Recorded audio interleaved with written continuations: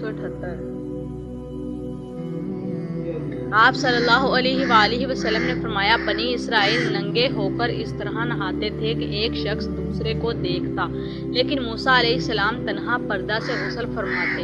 اس پر انہوں نے کہا کہ باخدا موسیٰ کو ہمارے ساتھ غسل کرنے میں صرف یہ چیز مانا ہے کہ آپ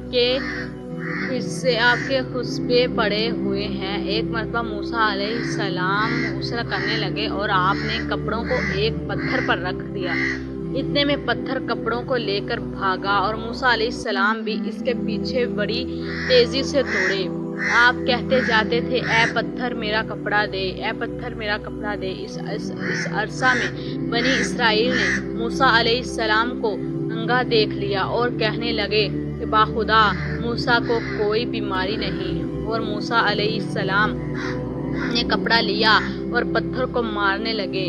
ابو ہریرہ رضی اللہ تعالیٰ عنہ نے کہا کہ باخدا اس پتھر پر 6 یا 7 مار کے نشان باقی ہیں۔ صحیح بخاری حدیث نمبر 259۔